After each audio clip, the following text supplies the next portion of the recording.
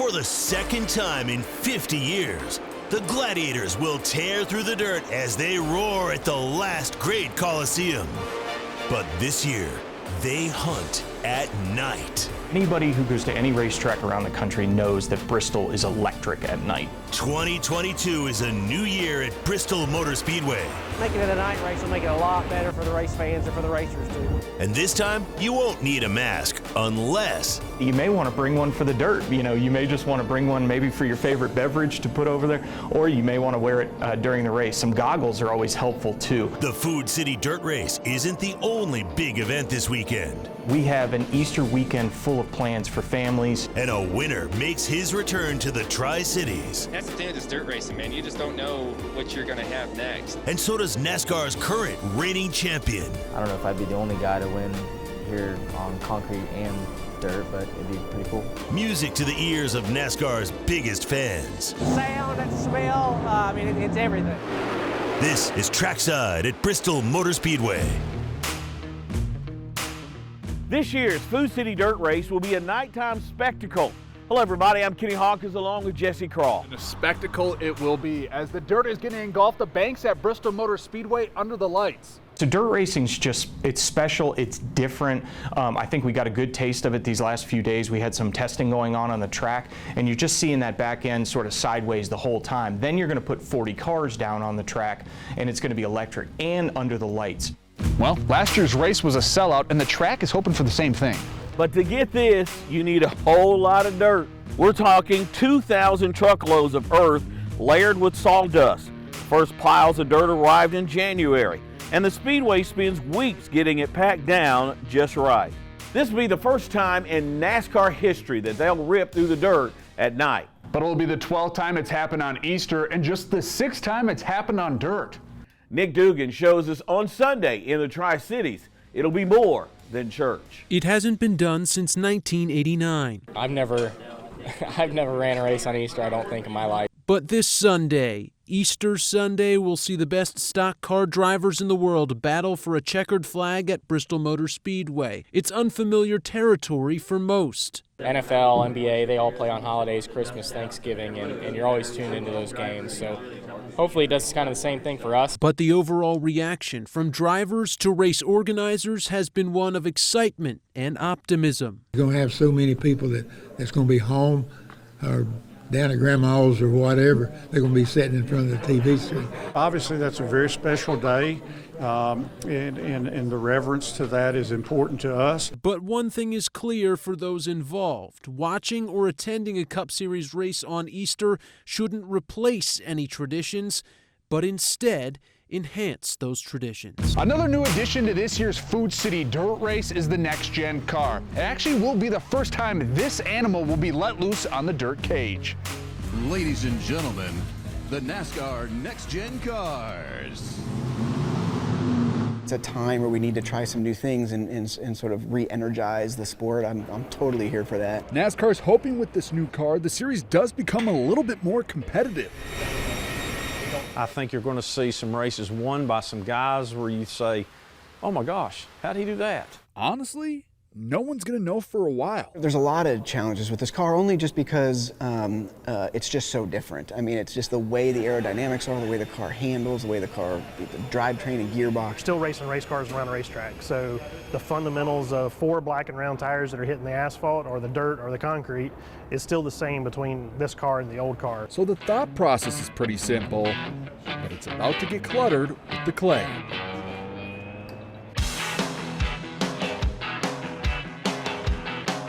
Then they're going to say, okay, you know what, spring race, we're going to put dirt on it. It's going to be interesting. No idea. These cars aren't made for dirt track. Who else could do this? Who else could pull this off? Now that's a question everyone wants to know, but they don't seem to have an answer for it. I was starting to have a little feel for it last year, and then now just taking a whole new style race car to race on dirt that, has never done it. Obviously, we raced in the day last year, but, I don't think anybody in their right mind can expect a flawless execution of an event this unique and new in the first year. That's not to say no one enjoyed the duel on the dirt. Last year, I had a blast. We rolled out there and practiced, and I was like spinning the tires down the straightaway, and I was just like wheeling the car, and I was slow.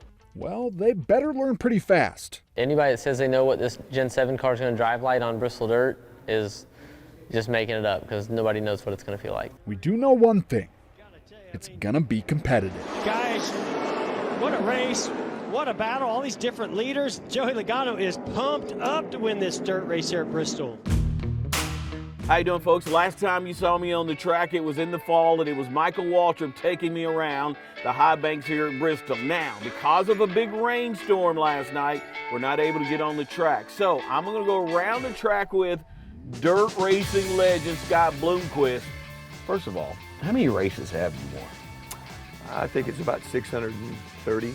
I've actually raced 41 years, a lot longer than I look. You were racing when it was on 2 wheels, I believe. They didn't have 4 at that time. This place is really different type of dirt racetrack. And if you're gonna be fast here, you don't want to be sideways. We'll look like we're sliding when it's really just getting rear steer and yawing the car out when we're really going straight. Back wheels do more of the turning than the front. I did not know that. Is it about speed when you're racing on dirt, or is it about the handling? It's about having multiple lanes. That's what it's about. It's about being able to actually race and have contact. I mean, these guys will be able to get rough and be able to mix it up and keep racing. How does it feel to win at Bristol Motor Speedway? I've been in victory lane here, a couple of times, and it's awesome. But the bank tracks really enable better racing, and this place, it's second to none. All right, Scott Bloomquist. Nobody does it better on dirt than you, my man. The reigning NASCAR champion is back in the Tri-Cities. Kyle Larson didn't win the Food City Dirt Race last season, but he's back to face the rumble of the earth once more. There are many who consider Kyle Larson the greatest driver on asphalt or dirt. Kyle Larson a year ago watched the race from North Carolina. Today, he's a Cup Series champion. Last season, he was not only crowned the NASCAR champion, he dominated on the dirt tracks. But during the Bristol Dirt Nationals in early April, things were not that easy. These guys are really tough. I know a lot of people probably think the best race car drivers in the world are in the Cup Series, but there's just as good as drivers in these series as well. And while he prefers concrete to dirt, the California native is anxious for another crack at Bristol. I really enjoyed it. It's really fast. Spend this week trying to figure out what's different with the racetrack, because it's dirt, so it's always going to be different, and try and get a little head start on it. And he says the brand new next-gen car has a lot of drivers in the dark. I have no clue. I hope good, but I'm a little bit nervous because the sidewall on the tire is a lot shorter, so I don't think that's going to be good for dirt racing. Unlike past years, it's been a lot of fun for a lot of drivers. The next-gen car was built to make the playing field more equal, and it has lived up to all the expectations, with 7 different winners through 7 races this season. I feel like the racing's been really exciting, and yeah, I mean, there's been a lot of first-time winners, a little more parity at the front of the field, so I think that part of it, yeah, I mean, I think NASCAR's going to be pretty happy with it. I've enjoyed the heck out of this, so I want to see some more dirt racing. And it will only get better. Some of the biggest names in Christian faith will deliver an Easter message, free, right outside the track. We want everybody to enjoy their church and their Easter celebration there at their home church, but then also we're going to put on our own Easter celebration. Chris Tomlin is one of Christian music's best-selling artists. He'll be joined by the lead singer of Rascal Flatts, who's now on his own solo journey as a Christian artist. Delivering the sermon is Pastor Max Lucado. Well, this wouldn't be a true Tri-Cities event without some local drivers competing with NASCAR's best. And he tells me all the time, he says, coming and driving for this team, for me, for Parker, is like being on vacation. Southwest Virginia is getting a chance to cut through the dust. Now, one team from Abingdon is going into the Food City Dirt Race with a little confidence on their side.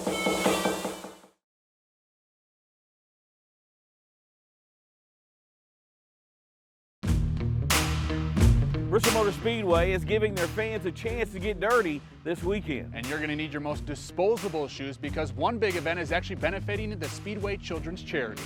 Dirt Track Walk takes place Saturday morning, and this is your chance to feel the dirt underneath your feet before the race. They're going to open the Speedway for us and our friends and race fans to come in and walk the dirt. Proceeds will benefit Speedway Children's Charities of Bristol, and tickets are $25, but kids 12 and under get in for free. So it's really just an opportunity for fans and community members to come out, feel the dirt, get on it, experience it before the NASCAR stars do on Saturday and Sunday. Now that money's going to go to helping kids in need across the whole Tri-Cities region. Another way you can help Speedway Children's Charities comes in this jar. You can own a piece of the track by submitting a donation.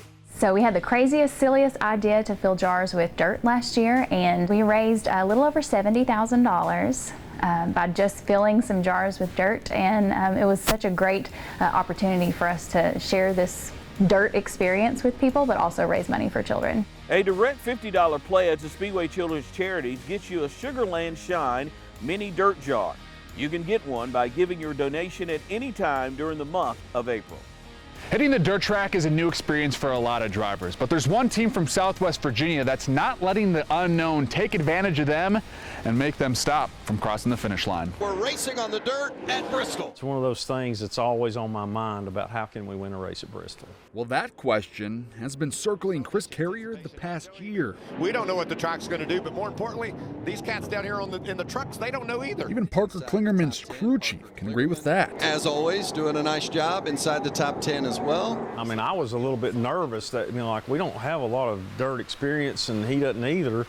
And he was like, I'm not worried one bit about it. He said, I don't know what to expect. We don't really know what we're doing, but we're going to have fun doing it. Those nerves eased up as the Abingdon-based team earned a top 10 finish. Vast majority of people will tell you that was a great show.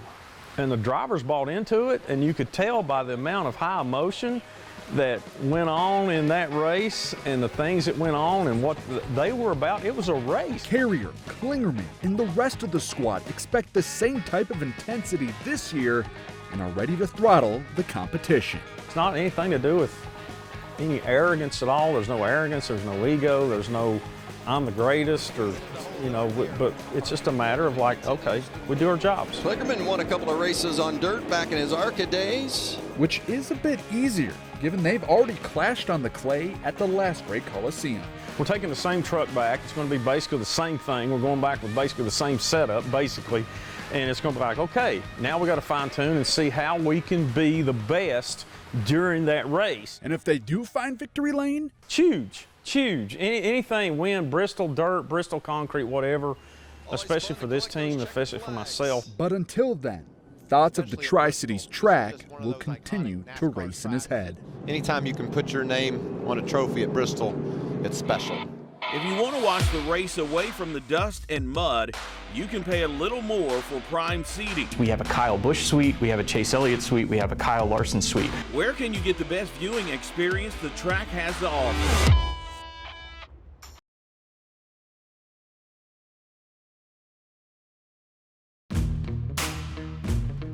Jerry Caldwell, who's been with the Speedway for 20 years, was named track president in January. Under his leadership in 2016, Bristol Motor Speedway hosted the Battle at Bristol football game between the Tennessee Vols and Virginia Tech Hokies. It holds the record for the most people to attend an NCAA football game. So what's next under the Caldwell presidency? He told us what to expect next. When NASCAR faced dwindling attendance and then a COVID-19 pandemic, Bristol Motor Speedway officials took a long, hard look at ways to bring the fans back to the sport.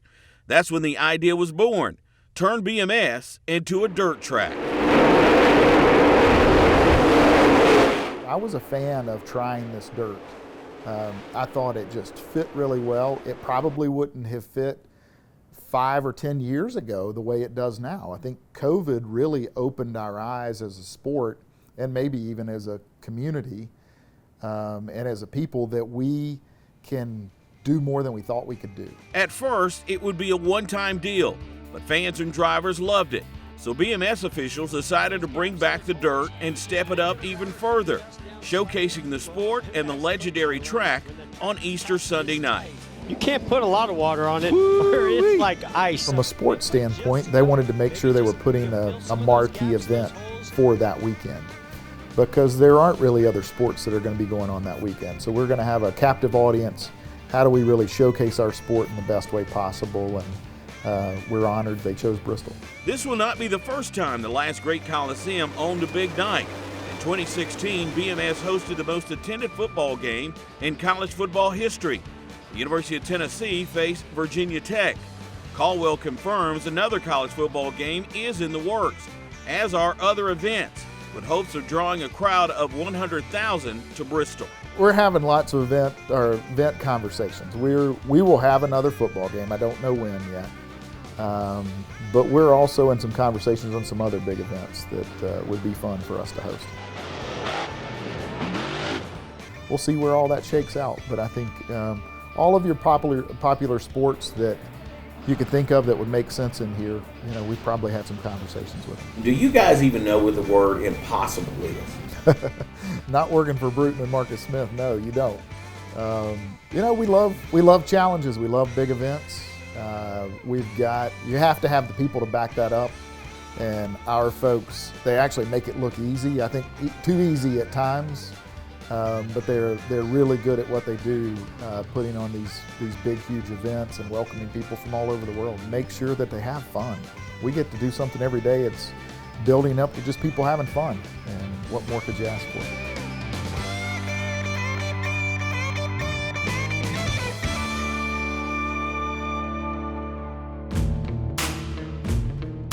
If you've got some extra money to spend, you can witness racing history in luxury. Really just a bit of a splurge just to immerse yourself in superfan suites at Bristol Motor Speedway.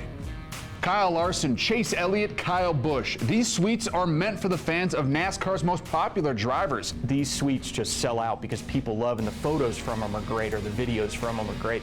And if you really want to spend big, you can get the chairman's experience where you might be greeted by a celebrity. How about the Bristol Club? The Speedway calls it the best theater-style seat in the house with meals provided. If you're a Chase Elliott fan, you're in the Chase Elliott suite, and he takes the lead. You're high-fiving everybody in the suite because it's just fun to be with like-minded fans. Two Tri-Cities Titans have joined forces for at least 3 decades long. Because of that partnership, we've had some of NASCAR's most iconic moments right here.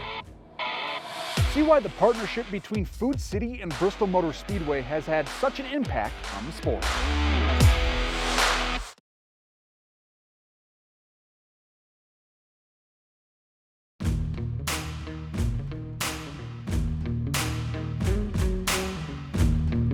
Some of NASCAR's biggest and most historic moments have come right here in Bristol. And nobody knows history better than a Tri-Cities-based grocery store. Nick Dugan takes us back in time and celebrates a 30-year partnership between Food City and Bristol Motor Speedway. Food City President and CEO Steve Smith is often questioned about the longevity of his company's partnership with Bristol Motor Speedway, and each time he has the same response. And I always tell them we've been doing good ever since we've been involved in racing. Over the last 30 years, the two partners have put on races that will live on for years to come.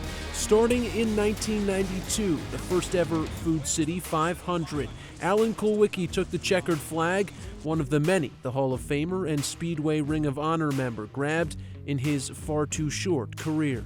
The mid-90s were dominated by a young upstart turned four-time Cup champion Jeff Gordon, who won 4 consecutive races from 1995 to 1998.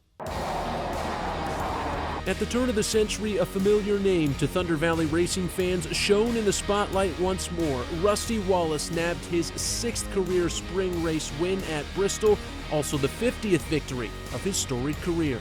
In the early 2000s, it was Kurt Busch who cashed in on consecutive Food City 500 victories, winning by any means necessary from 2002 to 2004.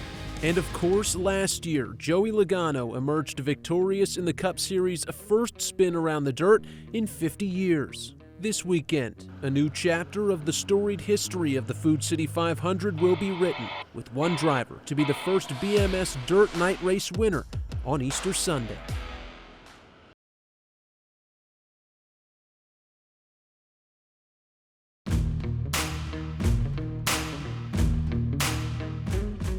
You don't have to be here to watch the race. You can tune into Fox Easter Sunday night. The green flag drops at 7 p.m. Eastern Time. But that's going to do it for us here at Trackside. I'm Kenny Hawkins along with Jesse Kroll. Don't forget you can watch all the highlights on WJJL News Channel 11 Sports on Sunday night at 11 and also WJJL.com. Good night, everybody.